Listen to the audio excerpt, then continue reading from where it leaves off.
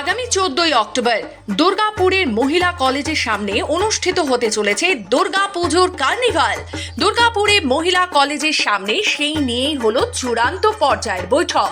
এই বৈঠকে উপস্থিত ছিলেন রাজ্যের পঞ্চায়েত, গ্রামোন্নয়ন ও সমবায় মন্ত্রী প্রদীপ মজুমদার, আসানসোল দুর্গাপুর উন্নয়ন পর্ষদের চেয়ারম্যান কবির দত্ত, মহকুমা শাসক সৌরভ চট্টোপাধ্যায় সহ পরিচালনা কমিটির সদস্যরা। 14টি পুজো কমিটি অংশগ্রহণ করতে চলেছে। কার্নিভালে থাকছে বিশেষ চমক, থাকছে আকর্ষণীয় পুরস্কার। আসানসোল দুর্গাপুর উন্নয়ন পর্ষদের চেয়ারম্যান কবি দত্ত বলেন, দুর্গাপুজোর কার্নিভাল ঘিরে বাড়তি উৎসাহ থাকে দুর্গাপুরের মানুষের মধ্যে।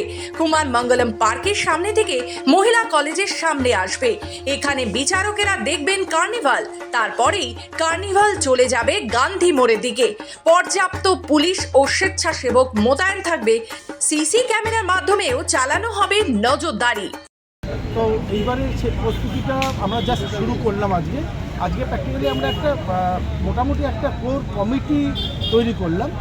দ্য পিপল হুইল অর্গানাইজ, মানে পুরো ব্যাপারটা যারা করবে।